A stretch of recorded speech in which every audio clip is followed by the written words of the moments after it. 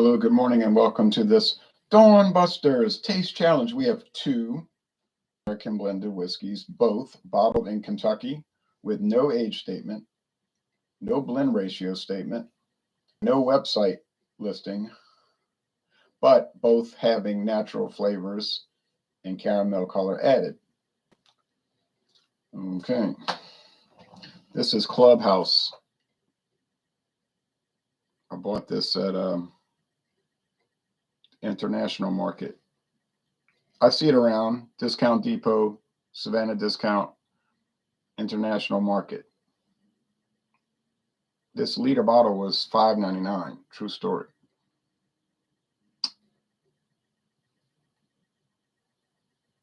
Don't know when it was trademarked. Couldn't find the trademark for Clubhouse. It says right there, trademark TM. So I think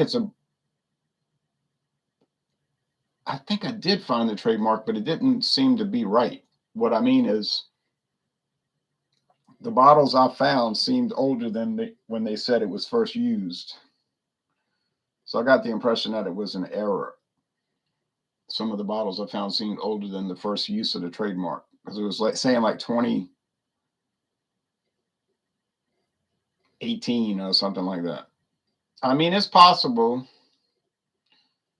that I'm wrong, Clubhouse, but we won't put it's a brown label. This is brown and gold. Each of their products is a different color. Like the vodka's red, the blended whiskey's brown, the white rum is aquamarine or turquoise, the gold rum is a different color, the brandy, and so forth. All right. It's from Heaven Hill and it's 80 proof. This is Seagram's 83 proof. Introduced in 2022, this American distilled version. There's a Canadian, no, this is from the United States. The Canadian version is 80 proof, and it's been on the market for decades and decades and decades. So Sazerac got a hold of the rights. They bought this brand from Diageo in 2018, and so they decided this year to put out a Kentucky bottled version. Okay, doesn't say what state it's distilled in though. Doesn't have to say if it just says American. So it says American whiskey. So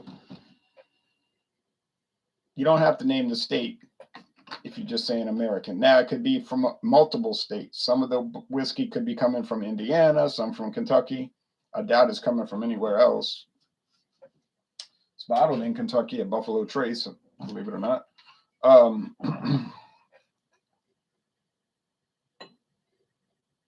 Now, if it has a specific state, like if it says,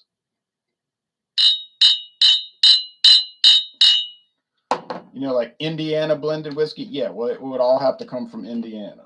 And remember, they cannot be any less than 20% straight whiskey. Okay, so 20% of this volume has to be straight whiskey. The other 80% can be grain neutral spirits, meaning it's distilled grain that's not even aged. It's neutral in flavor and aroma, you hope. Is this the natural color? No, it would be almost clear without the caramel added.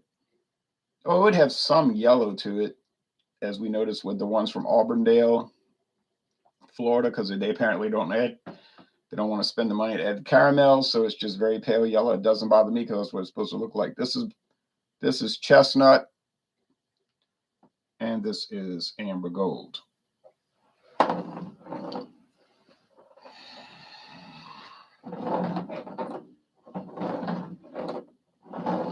So $14 for a regular size bottle of Seagram's 83. $5.99 is probably $6.99 now, still cut rate. $6.99 for a liter of Clubhouse. It's a big price difference. Is it going to be that much better? I doubt it. It's going to be better, I think, because Clubhouse is pretty grim, but definitely not designed for drinking neat. or at a minimum without ice. But here I am doing it.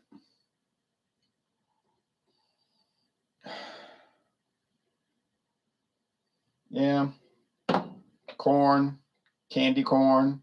I know Mike Leach hated candy corn. The late Mike Leach, Coach Mike Leach. No candy corn here. Just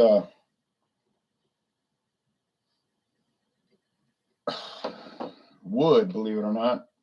Barrel, an oak barrel. Well, they have no age statement, which means the straight whiskeys in these two blended whiskeys are at least 4 years old. So we know the age is at least 4 years old on the straight whiskeys. Now the grain neutral spirits might be 4 hours old, you know, or 4 days old.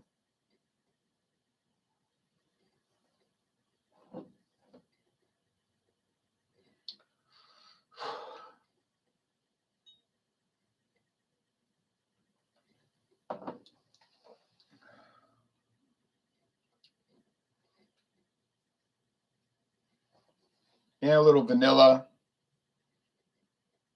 corn,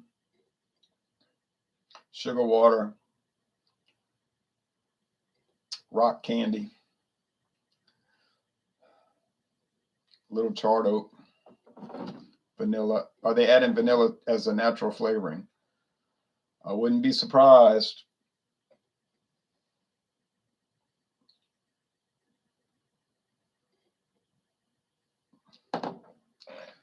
In fact, I think that's what they're doing.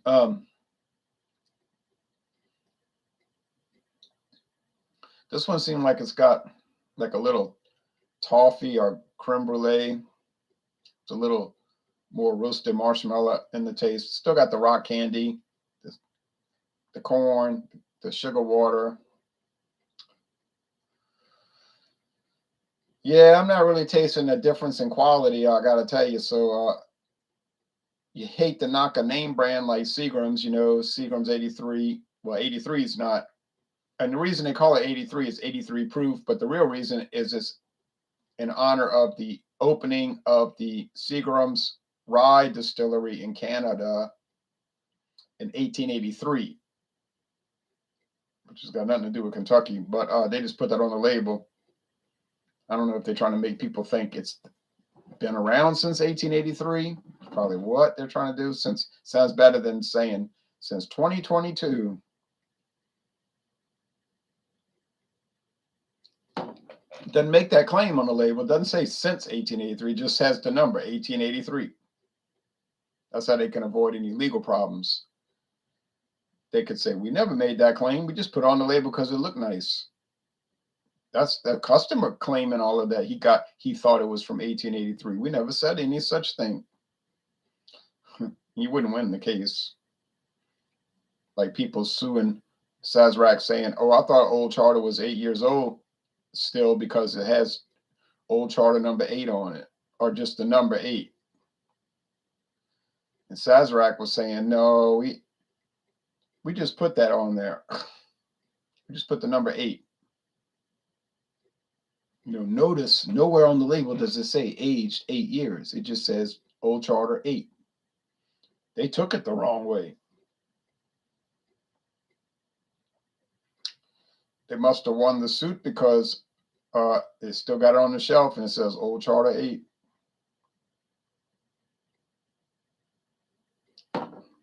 But a few years ago, it used to say Old Charter aged 8 years. See, so they cheapened it. You know, they don't want to go 8 years. If they did, they'd still say it. You know what I mean?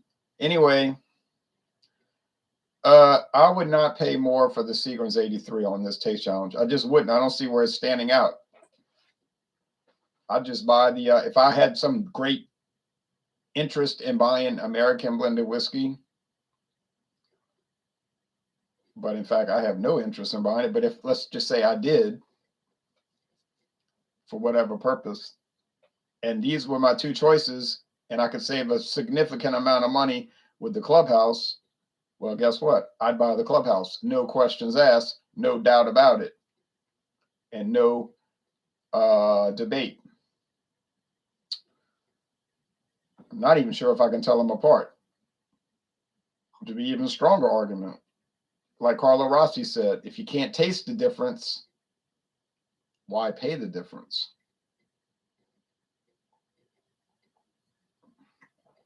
And see, that was his contention. He said, man, people pay all this kind of money for these expensive wines. And if they took their style and compared it against my style, like say Chardonnay or whatever, they wouldn't even be able to tell it apart. It would taste the same. That's his contention now. And I don't think they ever staged the challenges. But he was saying, if you can't taste the difference, why pay the difference? Can't argue with that.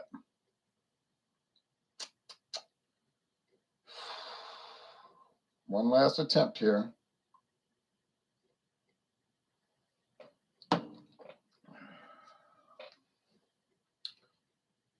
I think I know the answer, though. You see this Clubhouse? Oh, and by the way, the Clubhouse whiskey is not really that good, but the gin is. It's an interesting gin. I don't mess with gin anymore. I was just doing some reviews on them, some oddball like Miles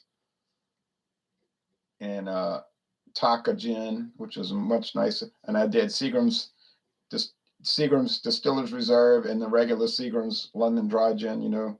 But and there was a few others, Crystal Palace. I did that. But the Clubhouse was really interesting because it had like this lemon lime flavor. Couldn't figure it out, but that's what it had. Now, all gin has to be flavored and aged with juniper berries. It's not an option. It must be produced with juniper berries. Okay, just look at the regulations. But other flavors may be added. You see, it's got to be the base, the juniper berries and the grain neutral spirits. Okay, that is not open to discussion.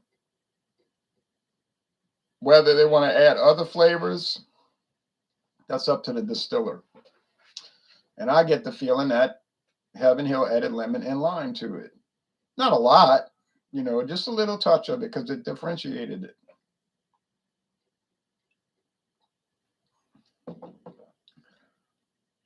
But you see now, this one's starting to show that vanilla, no, that nut oil and that underlying honeydew melon. Well, I'll give credit to Country Club. The more you sip it, the lesser the quality, you know, the less quality is presented. It declines. Whereas the Seagram's 83 doesn't. But still, it doesn't decline to the point where I would pay, you know, $8 more per bottle. Oh, no, thank you. I wouldn't do it.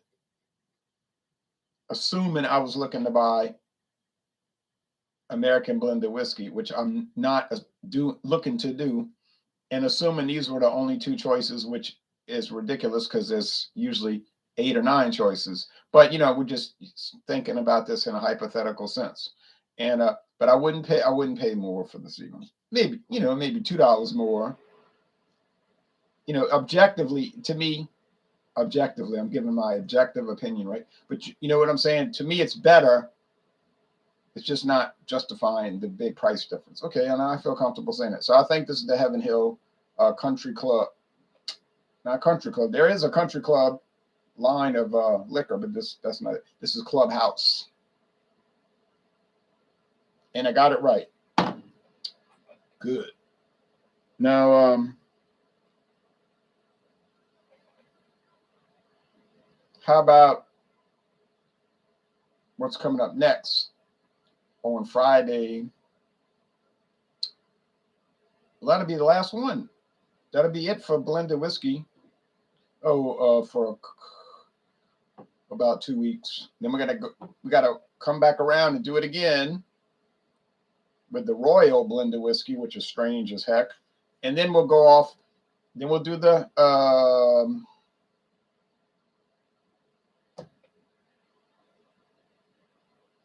but that's after we do the Royal Bourbon. Okay, so we're going to do Royal Bourbon after this, starting Saturday. And that tastes pretty good, but it's a bizarre product, you know. And then we'll come back and do the Royal Blended. And then that's going to be over with. And then it's going to be time for the big time. Kind of big time. It's going to be time for Crown Royal XO. Crown Royal finished in cognac barrels. I'm so excited about trying it. I still got it for $32.95. I did get it for $32.95. So Crown Royal XO. You know what? I think I paid a little more, but I didn't want to drive all the way to Metairie.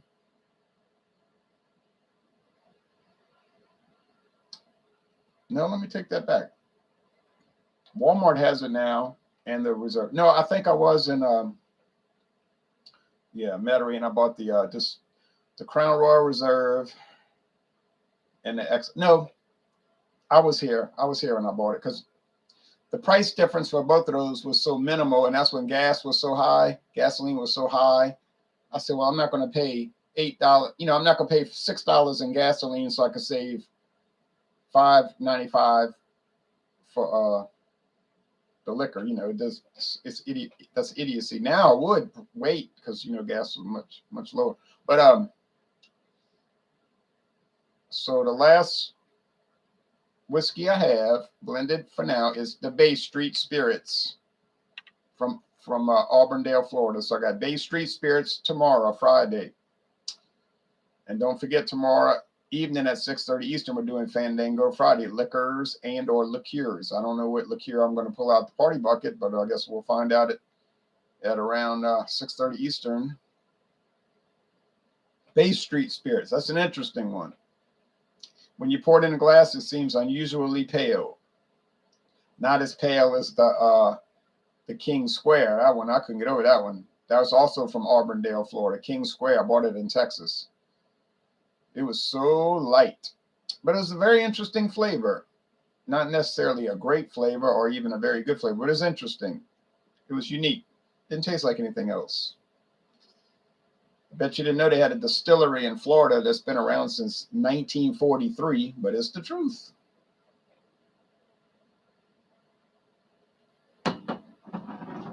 Been putting out obscure products since 1943. Well, actually, they put out some pretty well-known products like Capriccio, that citrus wine, flavored citrus wines that you see at every store. Every store. Capriccio. Who don't sell that? Everybody sells it. I've never tried it, you see, but I know people buying that stuff. Okay, Maxwell says, hey, Ron, peace to you, Maxwell. Angelo Ziccarelli says, good morning from chilly, southern Arizona. It's 26 degrees out. Oh, no. No, thanks. No, thank you. I could sure use some of that stuff you're drinking right now to warm me up. Well, better to put on a heater and bundle up. You don't want to warm up through liquor. That's a bad practice, I think. All right. So the winner is, well, let's say Clubhouse is barely the winner because we're factoring in price, and it's a big difference. Not like, it's $2 and I'm fussing over $2. No, it's a pretty significant price difference. So I would just get the Clubhouse liter bottle, get at least put some ice in it. But I think if you're smart, you'll want to blend it. You want to make a cocktail with it. Maybe something basic like Delaware Punch and Clubhouse, or milk and Clubhouse.